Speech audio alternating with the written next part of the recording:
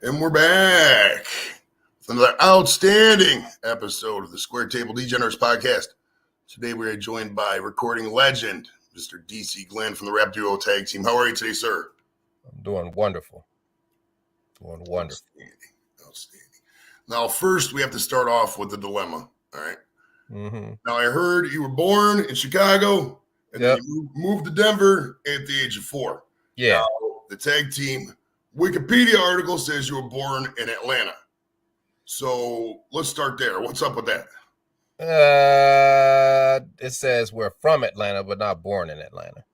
Okay. Yeah. Because I mean, how it kind of works out is that born in Chicago, moved to Denver, went to school in Cali, and then after college, I moved to Atlanta, and we've been here since '89. So basically, I'm from Atlanta. Okay. So we kind of work it like that because that's where we are, right? So we just don't want that type of confusion. And then I think later on down the article explains the whole thing. So, but I'd have to look at that because I'm pretty sure because I just wrote it. I wrote it like a year ago. So, because you should have saw what it said before. It said we were born in Miami. We're a Miami-based group, and we only did stuff for 2 years. Like it was just horrible. And that's whenever. I guess that's a good segue. Whenever things aren't right, I will learn what it takes to learn to fix it.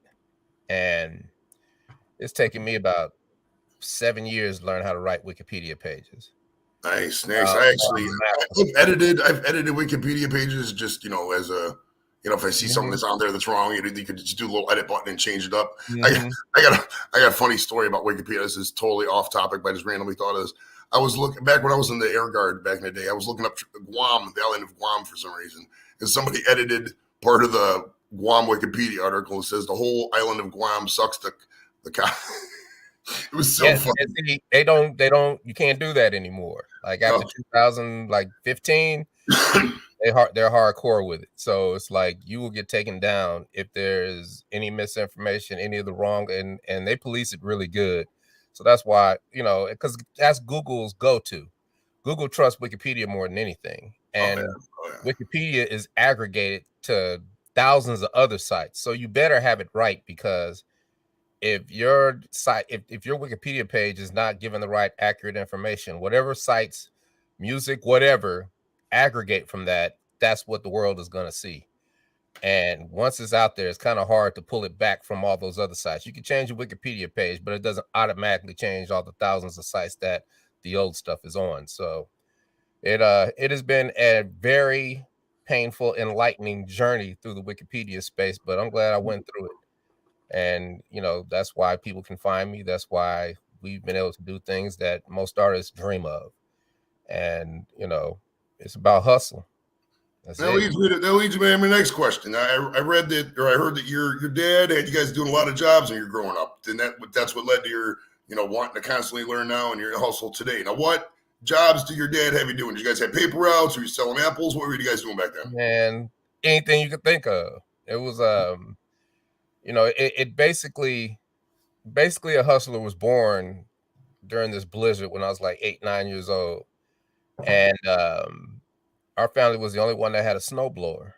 And, we're just kids playing in snow, doing our driveway and our yard. And Mr. Grant next door was struggling. And we did his yard. And then we just did the whole block, right? And that whole next week, people were pulling us to the side to pay us. And I was like, my parents only gave me $5 a week. And these people gave me $25 just to do their walkway. That's when a hustler was born. So all the things that my father made me do, like yard work, raking leaves, cutting hedges, all that stuff, I would do for other people in the neighborhood and get paid. So I always had money. And I had a paper route with the Rocky Mountain News. Nice. I had 4 blocks. And then when I was 13, I worked at the AV department at the university, moving around projectors. That was an easy job. And then worked at Dolly Madison Ice Cream, then worked at Mile High Stadium for the Denver Broncos, selling Pepsis and hot dogs. So nice. I appreciate the hard, I appreciate my parents making me work, because as a grown man, I never fear work. If it's hard. Do you remember do you remember what you charged, or how long did you have the paper route for? I had a paper route for like 4 or 5 years, back from Couple '87. years. I had it for a couple years, Do you and remember? Do you remember we what bring you it. charged for the paper back then? Because I remember it was like $1.60 or $1.80 a week for every day. I had to get up So every I day at think 5 o'clock. this probably was like late 70s, early 80s. It was probably like a 50 cent a paper. Oh, okay, okay. Yeah, yeah, this was way back in the day. Oh, But you're older. You're a lot older than I thought. yeah, yeah, yeah. We would Okay, go okay. we would go around and collect from all the people, and then we'd Door give. to door, you just knock on strangers' doors and ask for $2. You know how crazy that I concept is. know, but if you want the paper, that's what you have to do. And the paper boy Oh would yeah, go oh collect yeah. the money, and then you would turn it into the paper, and then whatever was left over, you got. So, I learned early that the earlier and the better, closer to the ports that you get the paper, the more money you're going to get at the end of the month. They give you tips. They used to Oh tip yeah, nice. They used to tip yeah, nice in the yeah. paper routes, Because man. it was nothing. That's nothing for the paper. So if you give them their paper when they want it, then it's you're gonna make some money and not Oh make yeah, money. if I saw an old lady on the street or somebody who was up at like, because I would start delivering like 5:30. If I saw somebody who was always up at that time, I would always make sure I got to that house Yeah, as fast as I could because I get that paper, man. Heck yeah. definitely, definitely. So So so you guys, how long were you in Denver before you moved to Atlanta? So how old were you when you guys moved to? actually, I graduated from Manual High School and I moved to California, Sac State University, and I went to school out there. And I DJ pretty much my whole college career. Wrote lyrics in class, learned how to use a 4-track. That's when it was that was like the beginnings. That was like when hip hop was really starting to move. That was the Run DMC era. That was the LL Cool J era. And all those street records that were coming out of New York. And then that was the Easy E era, the beginnings of NWA down in LA, and Dr. Dre making fast records. That was the beginning of that. So I had all those records and all those influences. And once I figured out how to make songs, because we got a Tascam 4-track, once I figured, and nobody knew how to use it, and I figured it out. And once I figured it out, I was making songs. I made about 10 songs, and that changed everything. And then we were just making songs, sending them back and forth, and just got better at it and better at it and better at it. And I went down to visit Steve in Atlanta because he had moved there to go to the Art Institute, and I knew right then and there I was moving to Atlanta. Came back here, packed up, moved my stuff to Atlanta, and got a job at a Magic City adult entertainment club, strip club, and I never looked back. It was the easiest money I ever made. Still this day, it's the easiest money I ever made, just working at the So strip how club. many years did you work in the clubs before you started making music yourself, or with the tag team? I've always done it, right? I worked in So the club, along the whole way you were. Let me rephrase that. Actually, when was the first time you actually like took the music that you were making and did you played it sell while I it? was working. We Yeah, always were you always selling it along the way, or did you have to hit nah, I it? just was playing it. It was just a play. It was just an honor to play it, so you could get feedback on it, right? Because it was Okay, different back in the day. It okay. was like you had to go through 15 steps to get to an A&R, right? Mhm. So you had in it, but I had an advantage because I could play my records and I knew they were good. And we were playing records and people liked them, but we were in the Southeast. And the Southeast is a whole nother genre of music, it's bass music. And because I was in the Southeast and we're making hip hop, it just wasn't, people liked the songs, but they were never going to be big records. They were never going to come out of the Southeast. And I just realized that and just went to Steve and was like, hey man, we gotta make some bass music, man. And he was like, man, I love that stuff, but I don't make that stuff. And I was like, just let's do it like this. And we to me, the essence of hip hop is planet rock. I don't care what nobody say, because that's the beginning of the B-boy era. Oh yeah. And breakdancing and the whole nine. I used to be a breakdancer. So I just thought it was just natural because it was similar. And everybody that did music down south used samples from all the electronic records up in New York. So that's we kind of fashioned it like that. We used Kano for the sample, and Whoop There It Is was like a party saying coming up. It was more about the music than it was what it was, what was over it. But then, we made that record, and it was like August 92, and had to work that night, popped the cassette in, and to this day it's the biggest record I have ever, as a DJ, you put on records and a couple people say, hey man, what's that?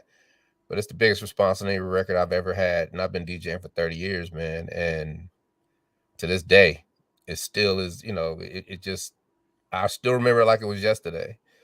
And because of my hubris as a young man, I kind of shelved it because I'm like, every record's gonna work now.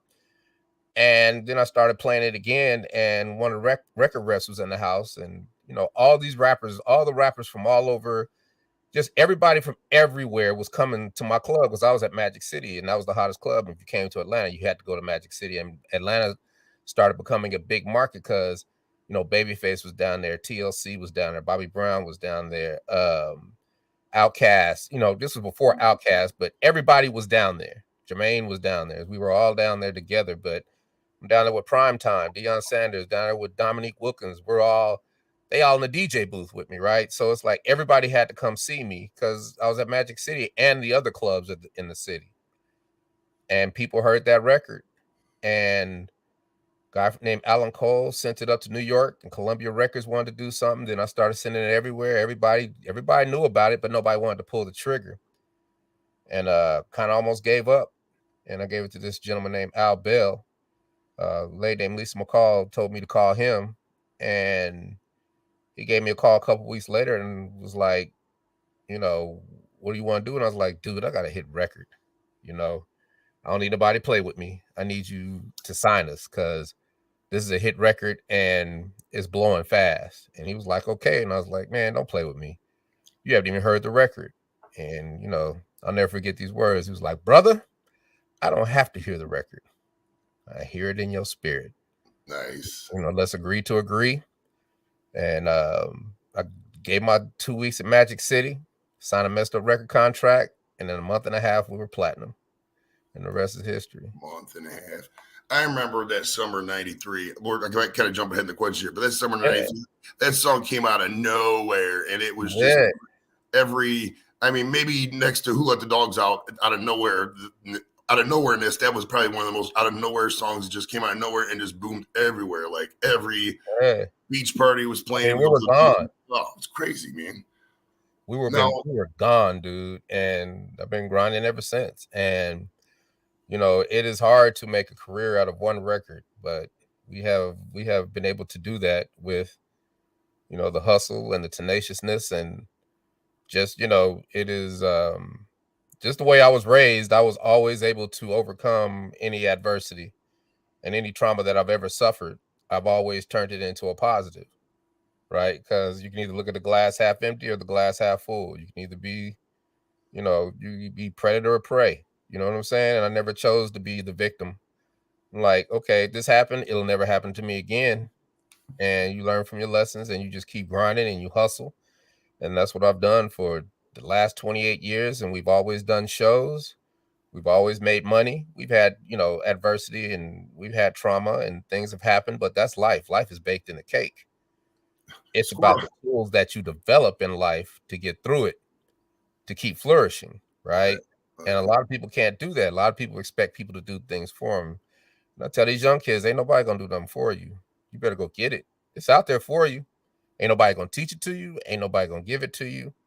Hey, they don't even want to tell you about it, right? Nope. And they call me DC the Brain Supreme for a reason. I figured things out. I use tactics to get the information I need so my intellect grows. And then my intellect grows connected with my hustle, then good things happen. And then I try to take one opportunity and turn it into 10. And I've always been able to do that. And I'm doing that to this day, even as we speak. You know what I'm saying? Like I just finished coding 10,000 lines of code, right? Nice. I'm into the NFT space. I'm about to put together a metaverse play. Got to meet with lawyers. I got, it's always something. And I love the hustle, and I love when it's hard. I'm an actor, man. Acting is the hardest thing I've ever had to do, but I'm good at it now, right? And I book at voiceover. I do, I said, this is what I said. I want to do a bunch of big things. I want to, little parts in big things. That's it. I don't have to be a star. I don't need that attention, but I love acting, right? And that is what's fueling me right now because, it feels great when you master things, when you get a certain level of mastery, because there are levels when it comes to mastery. And when you get past that level to get to the next level of mastery, it becomes addictive. And then you're just always trying to better yourself. And my goal is to be better today. Oh, yeah. I was yesterday. And Squirrel's talking about here singing the lyrics, or he knows the lyrics and he's singing it right now. This is, I'm going to say something. This is the first time I think out of any guest I haven't listened to this. I mean, I know the song by heart. Who doesn't know? There it is. But this is the first time, like a lot of times I'll listen to the song, break down the lyrics, watch a video. This is the first time I didn't do that because I've found after I've been doing that, like when I write that friend, I haven't listened to I'm Too Sexy since then because I cannot. I listen to all that week and it's just I just can't do it anymore. And it's like 3 or 4 artists I had on over the years, over the past couple years I've been doing this, and I saved your song so I could still listen to it in the rotation afterwards. And I didn't play it out when I was. We got like Groundhog Day for me, man, but I love it. It's still cool. I know what we made. You know what I mean? I know what we made. I know it was pure. I know that it is the essence. You know what I mean? Oh yeah. It's the essence of what we grew up doing, and it's the essence of me.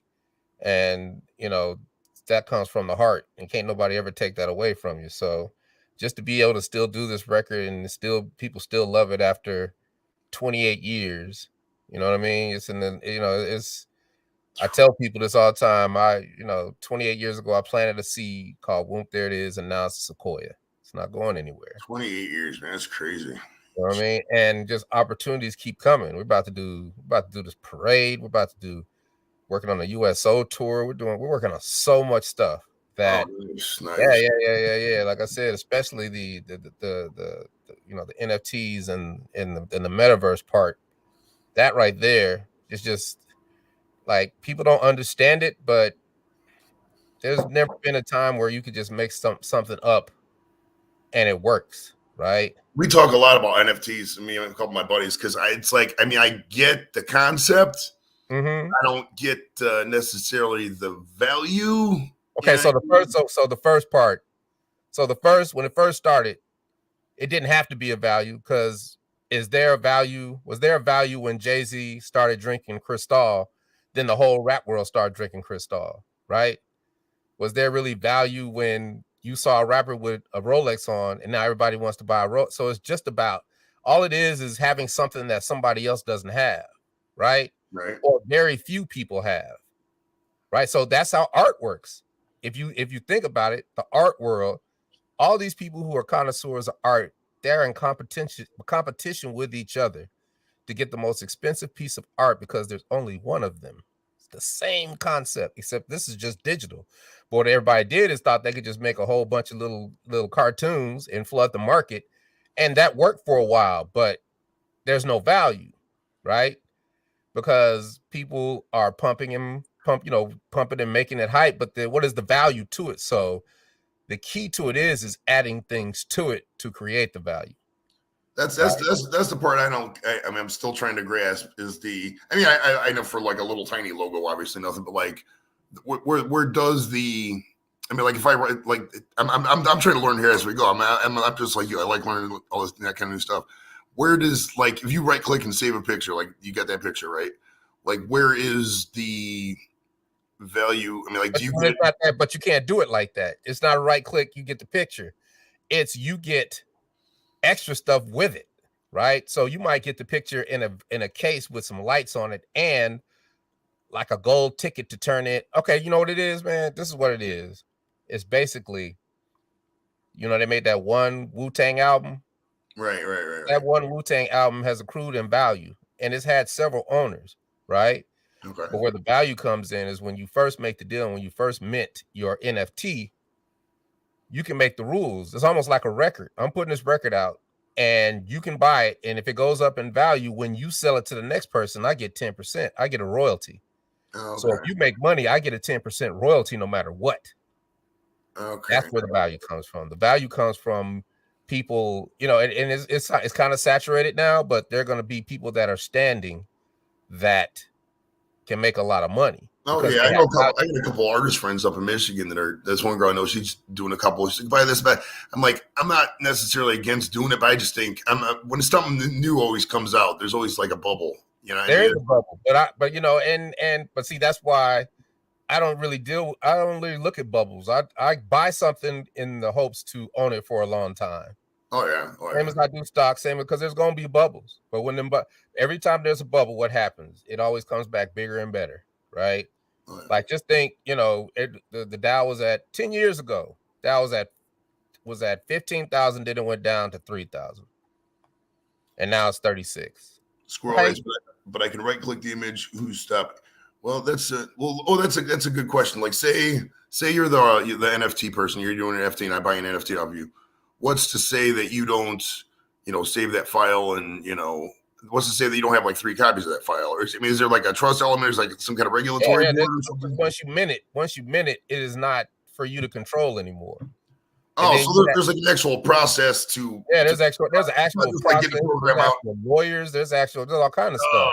It's not just a picture. It's about this has got this code. This has got this, and you can't do this if you do that, right? Like, that's why if you've got 15 pictures and you've got 15,000 people who want those pictures, do you see where the value's at? Right. I didn't get the part. Now I'm kind of grasping the front end concept of when you actually mint because you make the deal. When you mint the NFT, you make the deal. You say, okay, there's legal anybody that buys this coin has to give me 10%. So if there's only 15 pictures and 15,000 people want them, the first person that buys, when they get to if the demand is just bananas, and then you mint it for like $10, and then it goes all the way to 10,000, then you just made 10% of that 10,000 because that person is going to sell it, right? And then when they sell it again and it gets to 50,000, then you've just made 10% of that.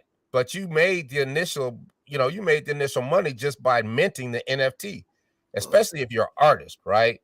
But now all the artists are getting hip to it. Now everybody, it's like saturated now, but there is a way to put value to it. Like if I go to a ad agency and say, hey, your clients it would behoove you to get your clients into this because they can give away deals like you would at an ad agency. So say, for instance, Geico, you could get a year worth of car insurance with a tag team NFT. You know what I'm saying? Something like that provides so much value that everybody's going to be fighting to get that NFT.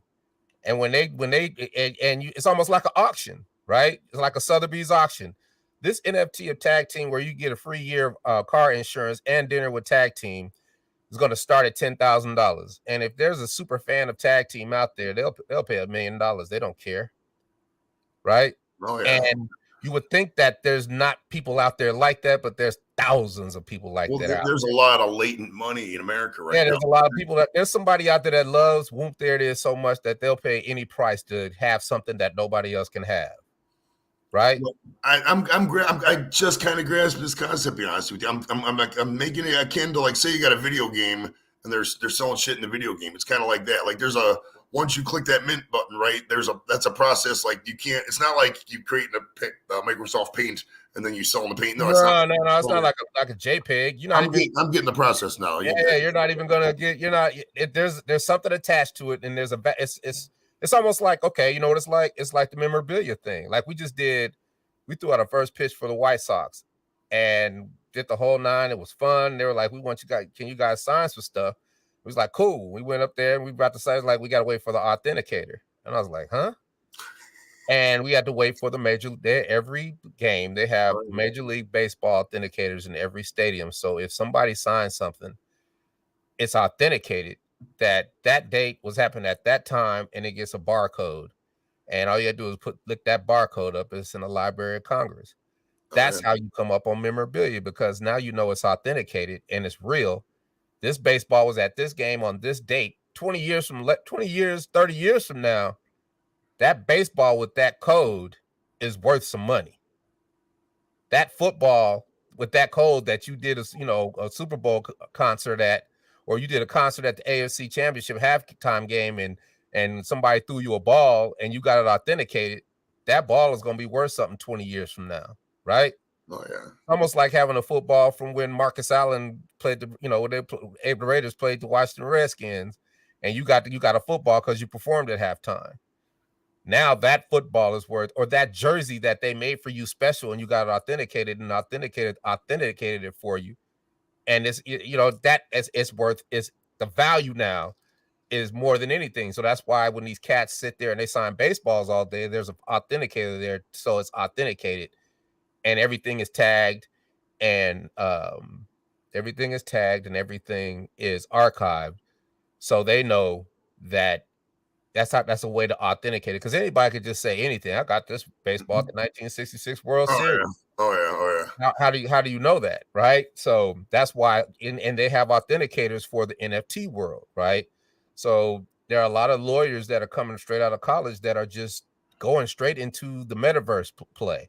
Now the metaverse is a whole different thing, because the metaverse, I look at the metaverse like a amusement park when we were kids, right?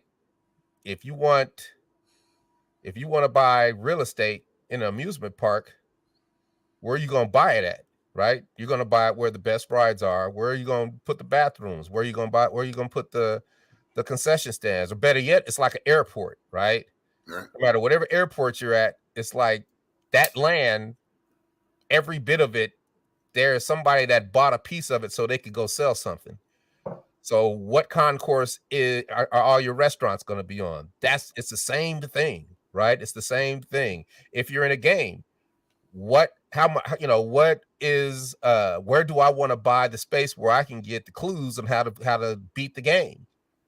Well, there's only 2 spaces left. So, and if somebody really wants it, somebody just pay $400,000 to be next to Snoop in Snoop World, right? That's insane to me. So, and the thing with the meta stuff is like, isn't there like several different metas? Like there's Facebooks and Microsoft. Yeah, but if you have, but see, that's why it's cool, because think about it, man. If you're Anheuser-Busch and you got Anheuser-Busch Metaverse, right? Whoever buys, you can, they would just give away stuff just to have the metaverse, to have those people in that arena to come to their metaverse. That's a form of advertising. True. So it's like, if you buy this land, you get a year's worth of Budweiser or Bud Light, right? Now that story is blasted worldwide because it's an incredible thing. It served its purpose already. You see what I'm saying? Right. From a marketing and from an ad agency perspective, right? That's because all we're looking for is to get eyes on things. And everybody's like, dang, well, let me see what else Anheuser-Busch got on their metaverse. And then every month they come with something where you can win a lifetime supply of Budweiser. Just think of how many people would pay dearly for that. And then you got 10 slots. And that's regular people. That's regular everyday people that'll spend a lot of money to do that. I mean, it's the same thing that's going on with sports gambling. You know what I mean? People got money to spend on things that they shouldn't. And, people are going to take advantage of it all the time. So the metaverse and NFTs and crypto, all of that is the same. But just think if you could have been at the beginning of Amazon and Yahoo, right? And Mark Cuban's company, broadcast.com. Just think if you could have been an angel investor and just put up 20 grand on their stuff back in the day, how much would it be worth today? So I vowed, because I said, I will never, ever be late on anything again. And all of that came from a podcast I had a while back with a financial professor. And because I'm a licensed commodities broker, because we had, some legal issues, and I was like, nobody's ever going to beat me out my money again. We got money, but we didn't get what we were supposed to get. And I said, that'll never happen again. I became my own bookkeeper, started running my own company. I do my own accounting. I know taxes. And I became a licensed commodities broker. So I know about trading. I know about charts. I know how to read all that stuff. And I kind of stopped because I did it when I was young and I was just throwing money at it. That's just intellectual gambling. But now it's a different game. And I said, I do not want to miss nothing ever.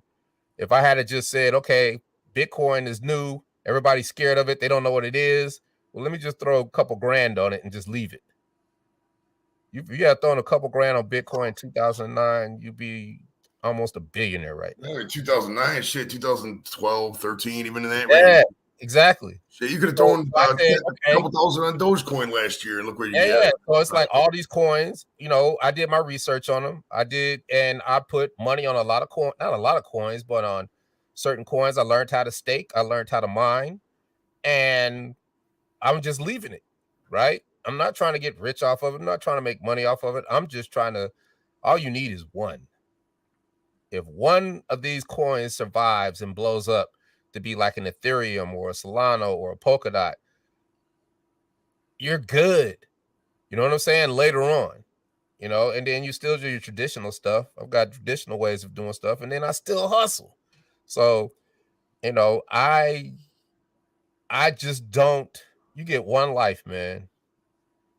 And you make choices in that life, and I just choose to ride this thing till the wheels fall off, dude. Now, you were mentioning Marcus Allen earlier. What was your NFL team, or do you have an NFL team at all? Yeah, Denver Broncos. The Broncos. Okay, that's perfect because I knew it was gonna be the Broncos because I'm a Browns fan. So in the '80s, what was it like being on the other side of the drive and the fumble? Because it really fucking sucked over here. Hey man, I can tell you, I was at Stars Grocery, dying inside. We was at a grocery store watching it on a little bitty black and white TV. That's where I watched the drive at, and that was one of the most incredible things I ever seen. Right, and then the next year, we were just chilling. It was like, all right, we lost this one because it was like, you're gonna lose because he's at the goal line, running right in. right? All he had to do was one more step. He's got a touchdown and he fumbled. And that was just like, but then both Super Bowls we got blown out. So it's like, especially at the Washington Redskins, because Elway opens up throwing a bomb for a touchdown. We was like, oh yeah, we got this, and then all of a sudden, just downhill after that, and then you lose 40-something to, oh my God, right?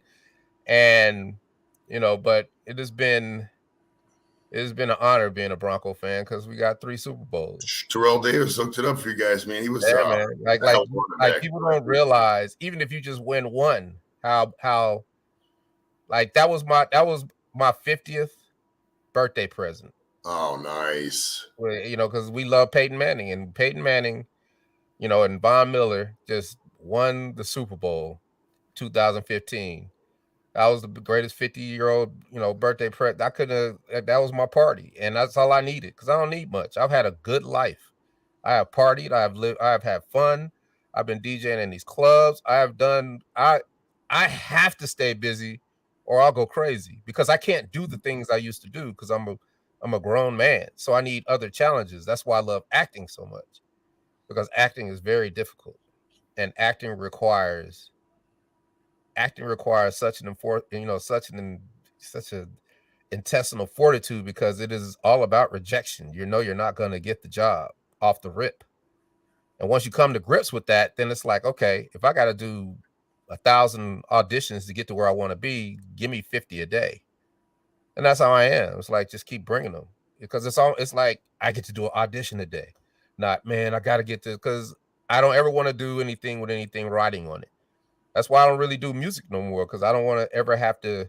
I do it, but I don't do it, right? It's like there's so many other things that I can do, but it's nothing to put together a song and put it on an NFT and to just blow it up, right? I mean, there's all kind of things that I could do, but you have to say no to a lot of stuff, because all these opportunities of all the seeds that I've laid have just come back to fruition, and I'm just so blessed, right? All right, so who do you think is going to win this weekend, and who do you think is going to win the Super Bowl? I don't even care, really.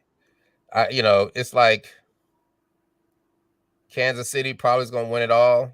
That's what I'm thinking too. You want Cincinnati to win, but if Cincinnati wins, they're going to lose. If they go to the Super Bowl, and if the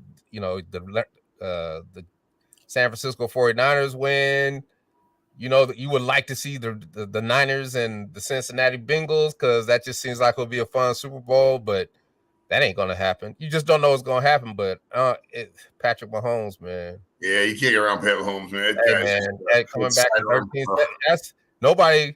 Elway ain't done that. Montana ain't done that. Brady ain't done that. I don't know of anybody who have drove that far down the field in 13 seconds. And 13 seconds. 13 seconds, dude. Like that's Really? almost like there's no defense.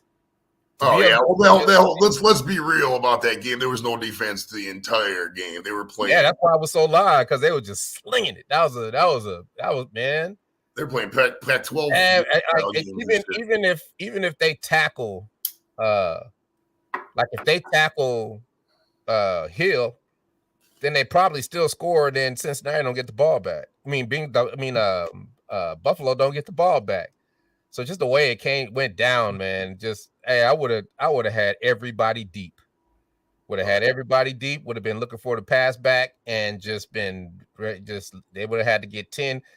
Mahomes would have had to run all over the place and it would have ate up the clock. Their biggest mistake was not Swift kicking it. Oh yeah. They were why did they kick deep to begin with? Yeah, just squib kick it and then they would have killed some time off the clock. I don't know, whatever. And the dude would have had to let it roll back into the end zone, or he would have picked it up. He probably wouldn't have picked it up and down it. He probably would have tried to run with it, right? It would have just been ugly. And they didn't do that. It's like Buffalo's luck. I think it's just teams in this area, and just Browns, Bills, Bengals, Lions. They haven't touched nothing. It's ridiculous. All right, now you worked in obviously these clubs for a while. Now I got to ask you about working at these titty bars. Now, is it awesome or not being a titty bar DJ? Let me tell you, it is good when it's good and it's bad when it's bad, and it kills your spirit, right? For me it was a source of strength because I learned what not to do, right? I learned from women. I know women inside out. And I know what type of women I'm dealing with before they even open their mouth, right? Because I sat in them dressing rooms and listened to those conversations, and I know women. But then at the same time, I love that I worked at a strip club because after a couple years, I was liberated as a man because, sex wasn't the most important thing. Chasing sex was not the most important thing to me anymore. It never has been. And when it's not, then you could just concentrate on the money. And having 100 women pay you and love you is no greater feeling, because I was so good that they paid me even when they didn't make no money, because I was their brother, their father, their uncle, whatever I needed to be to them. That's who I was to them. And we're on the same side. So for me, all those years was very fruitful because I'm still friends with all those women to this day. And they are just ecstatic at what I've been able to accomplish coming from where they've come from. And to be the example that there is nothing in this world that can stop you if you put your mind to it. To me, that's my greatest legacy, because I could have stopped, right? I could have quit after the first couple of years of Whoop There It Is, but I have never stopped. I've always tried to fight and be better. And now I have two entities that are going to last forever. Whoop There It Is in that Geico commercial, and then all the movies that Whoop There It Is is in. Like, people don't realize that. People don't realize that I made a record with Mickey Mouse and taught the voices of Mickey Mouse and Minnie Mouse how to rap. People don't realize that. The things that I've gotten to do in my life have truly been remarkable. But you're not going to hear me, toot my horn about them. You're going to hear me trying to get to the next thing. I want to be a motivational speaker. I want to go to corporations and say, look, and motivate them in ways that they had never thought of. I want to come up with solutions for people. I want to help young kids. I want to help people. I want to give, right? Because I've been blessed. And, for me, I'm having the time of my life. I really am. And it all goes back to the club. The genesis is the club, because the club, I get to sit in that DJ booth and look at humanity. Because I didn't just DJ at the strip clubs. I DJed at the biggest clubs in Atlanta. Atlanta Live Saturday night was 3,000 people, and you had to keep them on the dance floor. And I did that well. Every club I was at, I did well. And I just didn't want to be a 50-year-old DJ. It was time to go. And I'm telling you, it was the fountain of youth for me, especially the strip clubs. Strip clubs are fountain of youth, for real. Because after 2015, when I retired, I turned into an old dude instantly. You were talking about the movie theater, and I'm going to jump ahead on one of my questions here, but where you sit in the movie theater and like the song comes up and you're like telling everybody, like, hey man, that's me, bro. You ever say it's like that? Was that kind of how No, cool I was don't that? ever do that. People don't even know who I am. People have been seeing me on TV for the last year every day, and I can walk in anywhere and nobody knows who I am because of how I carry myself, right?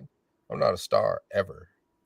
I love that I can just go anywhere I want to go That's and awesome. nobody knows who I am. Some people might know, but they're not gonna the way I carry myself, they're not gonna run up on me, you know. And if they do, hey, I'm nice, you know, I'm approachable. So I mean, I've done in the past year, I've done like 5 TV show appearances, got 2 movies coming out, another movie just booked. So I mean, it's just I'm booking like crazy. It's coming. And people still don't get it. People still don't see. And it's cool because I just don't go out no more. I think if I went out more, people would recognize because everybody in Atlanta know me, but I could be in any city and just move easily because people don't know who I am until I tell them. And when I tell them, it's just like it changes everything. Yeah, like oh wow, nice, slippery. Now, Yeah, is yeah. it It's like, true? Is it true that the song "Whoop There It Is" is about chasing ass? And if so, how did you randomly get put up in this positivity rap thing? That I think you know what I'm talking about. You know what I I'm talking mean, it's about what every other rock song, folk song, country song, hip hop song. It's what every genre of song is about. Men chasing women, drinking on Friday night, having a good time and partying. That's what every blues song is about. That's what all the songs about. It's all always about a woman. And that's what Whoop There It Is about. It's about us having fun at the club, partying, chasing women, and night capping. And that's what the 20s was about, man. Probably to my 50s. And I think the fact that we didn't cuss and we figured out how to say things just as graphic but not cuss. That's why we still get to do shows for halftime arenas. That's why we get to do parades. That's why we get to do Disney stuff. That's why we get to do everything because we're clean. And that's what I enter with. I'm like, we're a clean 90s nostalgic rap show. about? Yeah, man. Book us. And people book us because I said clean. And they know we're clean. And in this day and age, that's what you want. You Place where do. old There's man. I try to take my show the opposite direction because I personally like to cuss, so I'm trying to build a Hey, foundation. I cuss best. I cuss just good as the best of them. But then that's kind of where acting comes in because I can use words that I can use my words to make a visual worse than any cuss word could. Oh yeah, oh yeah. And that's I cuss all the time, regardless. But like when I got bigger guys like you up, and I'm not gonna drop f bombs every other word. If I got an open panel, we're just bullshitting with a couple. yeah. You But know how it goes. You know how it goes. I worked at a strip club. I cussed a lot. Like it's like that's what it is. But if you're trying to get paper, if you're trying to get money, and you're trying to get into the places where a lot of people can't get to, you got to be clean because they got to trust you. And once now Yep. all these Yeah. promoters and all these buyers, everybody trusts us. So it's like throw tag team in there, throw tag, and we don't have no problems with opening for a tour. We don't have our egos aren't involved. It's just like this is how much we charge, and you ain't even got to do nothing. We'll get our own hotels, our own flights. We'll get our own rental car. We'll be there on time. We'll make your life easy. I Nice. make people's lives easy. That's why we always get to do stuff and just to keep. It's about making. It's about income, and we get to make income, not being because there's only so much we can do. There's if it, even if I had 40 songs that were hits, I still wouldn't act like that, right? I'd still be the same person. So I'm just me, man. All I can do is be me, and I like challenges, and I just love how life is baked in the cake, and you just come up with the tools to get through it, and to be all right all the time. Now, is there the song "Hoot"? There it is. Came out by the band 95 South right around the same time. Now, is there any beef with those guys? Are you cool with those guys? Uh, Was it all I was on fun? a podcast with them. I was on a podcast with them about 6 months ago. They wanted to do a show that we was doing. They was like, "Is it okay if they?" I was like, "Man, I ain't about to take no money out of nobody's mouth. Like, I'm cool with them dudes. You know, it's it. I mean, we raise money for charity together. You know what I'm saying? So I've always been cool with them dudes. Now, the story is misconstrued, but hey man, that's part of the game, dude. You know what I mean? I know how it happened, and everybody in Atlanta knows how it happened. So, and then, like I said, there was like 3-4 records at that time called Whoop, There It Is, or Woot or Woo. Like there was so many records because it was a party scene, and everybody was, there's something that everybody's saying that they think they can make money off of. They're gonna latch onto it and they're gonna do it. And we prevailed. And we were gone before anybody even knew it. So like I said, it took us a month and a half to get platinum, and we sold 7 million records to this date. And because of the transition from CDs to, streams, it's probably way more than that. But, it's just a difficult thing to ascertain. So I look at it as we get licensed 15 to 20 times a year, and it's always been like that. So there's always a check in my mailbox after all these years. And I hustle. And I've turned it into other things. I could be bitter about the legal battles that we've had, but why? That was an opportunity for me to learn about the law. That was an opportunity for me to figure things out. And now, I try to teach to other people, because if I could teach people what I've been through, then I have full confidence that they'll never get taken advantage of. And that's what it's all about. But everybody want to be a star. Everybody wants to go right to the top. There's a lot of stuff in the middle where you can make a lot of money. Yeah, man, but they don't see it that way. Everybody, and we didn't see it that way either. I wanted to be a rock star, and I was.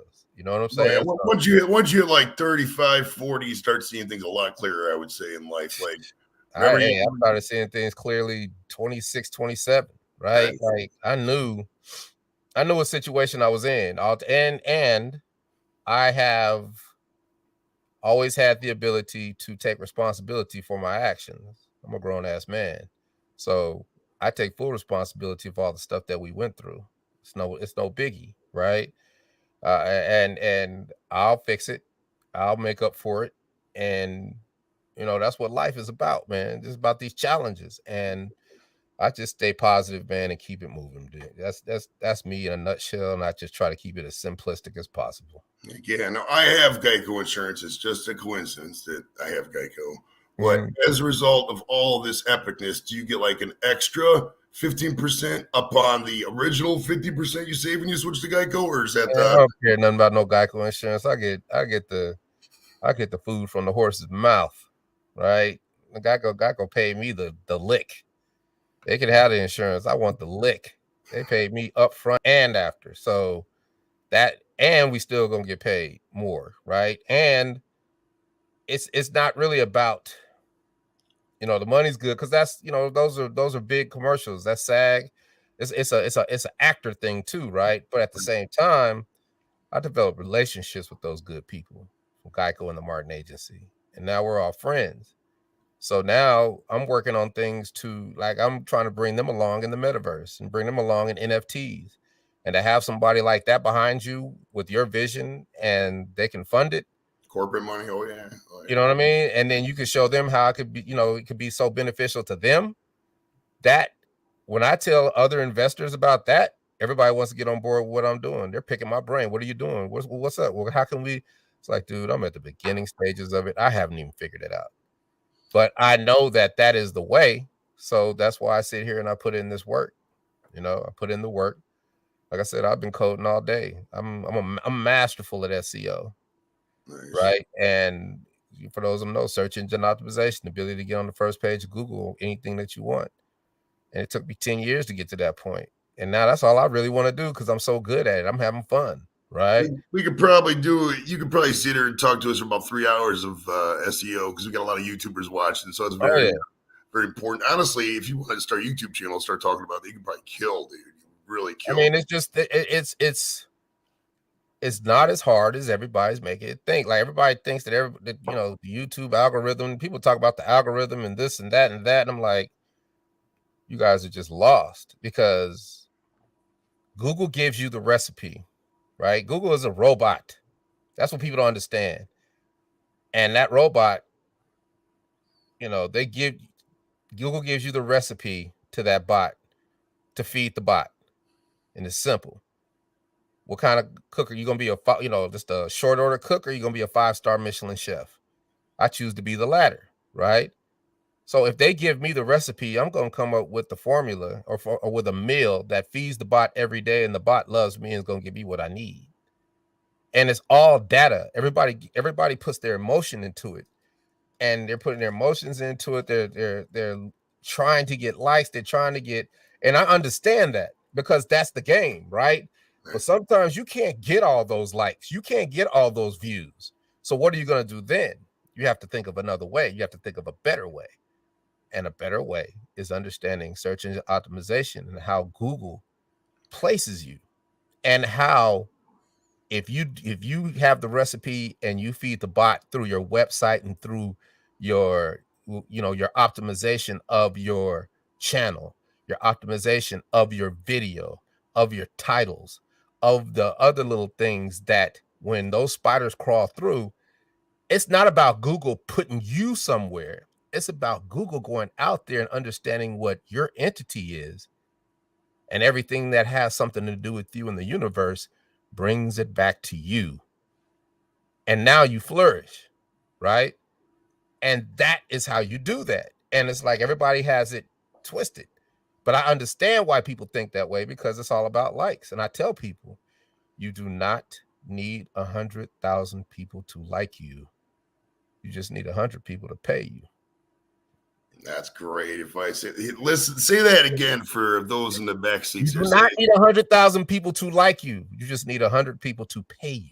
That's the best piece of advice for all 20 of you guys watching right now. Listen to DC bro. Freaking amazing. Now, besides your commercial for Geico, do you have any other favorite Geico commercials you liked over the years? Because they had some bangers, dude. Yeah, I like Ice-T. Ice-T is one of my favorites. Ice-T one. I like the one where he's like, "Hey, you woodchucks, quit chucking my wood," and they just keep throwing the wood in, and then way back. Yeah. You're going way back, and it's crazy because that agency, the Martin agency, has been with them since the inception, and in the end, we'll have the most popular Geico commercial in the history of Geico commercials. You probably will, honestly. I'm like, wait, better than the camel, more than the caveman. Like the caveman was a series, but you guys have the one that just blasted everything, and I can see it in the data. I can see it, when I do my SEO numbers, when I look at the keywords, when I look at what the volume still is, right? And even at the height, the volume was just bananas, and you just know that that's something special. I know I went from 200,000 in IMDb to 40,000. Nice. Like that is unheard of, right? Because that's that many people, producers just in the movie industry and the entertainment overall, that I was able to get that high. And once I saw that, I was like, oh yeah, I like that. My IMDb is like 430,000. I think I pay for the service, so I think they just put it up there just to placate me. No, I mean, but any service that's why I don't use those services. Like there's ways you can do that, but man, if you are fundamentally sound with what you want and don't get greedy and go with the approach, you don't need 100,000 people to like you, but 100 people to pay you. You can get those 100 people in places all over that everybody else is not thinking of. Oh yeah. And you can have a successful business. You know what I mean? But it's about learning other things in different formulas. That's why I learned how to write Wikipedia pages. That's why I learned how to use Wikidata. Wikidata is the most important because Wikidata is all the data that are the references to Wikipedia. And then you mirror that with your website, and then you put the icing on the cake with JSON LD schema markup. Like when you go search for a pie recipe or any recipe and you have a result that's just plain, but then you got one with the 5 stars and all the bells and whistles, that's schema. So I don't care till the end of time. The cat will always chase the laser pen. And you see a result that got 5 stars and this and that and all these colors and a picture, you're going to click on that one first before you click on anything else. And Google gave you the recipe to do that, and you don't do it. You could do that with YouTube videos. You could do that with anything you want out there. It took me a year to learn JSON LD. It took me a year. I just finished I probably coded like 50,000 lines of code of JSON LD for my website. But you only got to do it once. Right. HTML. I love it, man. I love it. And, I love it because it's hard. And it gets to a point where you're just so frustrated, but then you overcome it and then you just smile.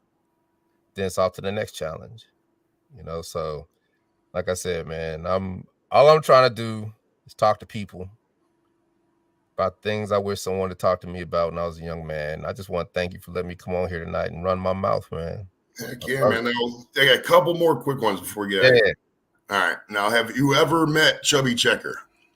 Now, I have. We was at a conference together, AIBA. Yep, International Entertainment Buyers Association. Because I have these hustle tactics. When people tell me I can't do something or tell me I'm not good enough or don't want to tell me something, I go join organizations because organizations are filled with people who've been just rocking it for 10, 20, 30, 40 years and can't wait to tell you everything about that profession. And AIBA is about concerts, and it's about the buyers. And the buyers are the ones that got the millions of dollars that put on these concerts. So why am I messing with these agents and all these other people telling me no when I go straight to the buyer and tell them who I am? And that's what I did. And we've been doing tons of shows ever since. Nice. Now, your group is obviously called Tag Team. Now, what pro wrestler of all time would you pick if it was you and that guy to be a tag team?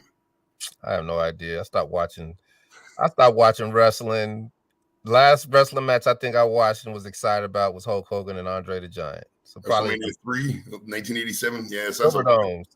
What was that? WrestleMania? I can't remember the number, but I think it was 3, wasn't it? Yeah, it was 3. Yeah, Pontiac Silverdome. That was probably it was over after that, right? And we just did something recently with the Bump. You know what I mean? We did tag team week. And it's just I just hate that I'm just not in the wrestling anymore. I'd be in the ring somewhere doing, you know what I mean? I'd be doing some stuff, right? But I just have no clue about wrestling anymore because I just don't watch it. You know what I mean? But that's not to say that, that's just me. And but we've had a good run, man. And I want to keep it going, and we're gonna do more commercials, and I want to do movies, and you're gonna see me on television shows, and I'm having a ball. Now, did you get to eat any ice cream when they were filming it, I'm assuming this took all day because these things take forever. And I got some ice cream to enjoy with everybody tonight, but it's actually melted because I kept bullshitting and forgot to eat it. But before we go, did you get to eat any of the ice cream, or did they have people there to eat the ice cream? Or did they give the ice cream to homeless? No, the ice cream wasn't ice cream; it was cake frosting. Oh, okay. And I ate a little bit of that and got sick. I had to go to the trailer and lay down because you just can't be just eating frosting like that. And that's a little fun fact. And then that was just a good day, right? That was a good day because I took it serious. I prepared for it as an actor, and that's why that commercial is so special to me. You know what I mean? Because good half of the things in that commercial I put together. And the director was cool enough to be like, whatever you want to do, DC. And we rocked that thing. And that's the way it's always going to be. Some might be bigger than others, but I will always give my best effort in everything that I do. Well, that's the beauty of it is, dude, you could literally walk up into any, not even club, but you could walk into any supermarket, gas station, tattoo parlor, and just be like, hey, party people. And they just literally they would start dancing. They probably pull out ice cream out of nowhere to start eating it. Yep. Or now you know what it is now? Now it's sprinkle. I did. Yes, he said it. I do that. It's over. It's like that's when we do those parades, all people want to hear is me say sprinkles. That's it. Nice. Care less about anything else. That's awesome, man. Well, I'd like to thank Mr. DC Glenn for coming out to join us. How can people get a hold of you, sir? DC Glenn ATL. All my social media is just like that. DC Glenn ATL. Tag Team Whoop for Tag Team, and then the website is tagteambackagain.com. All right, thanks for coming out, my friend. Next week, join us. We got Browns legend Felix Wright coming on, and we got a special show Sunday morning. We have a guy from the band The Real Thing from London, or from Liverpool. He's going to join us. Appreciate it, my friend. Thank you for coming out, and be sure to like and subscribe as always. Take it easy, guys.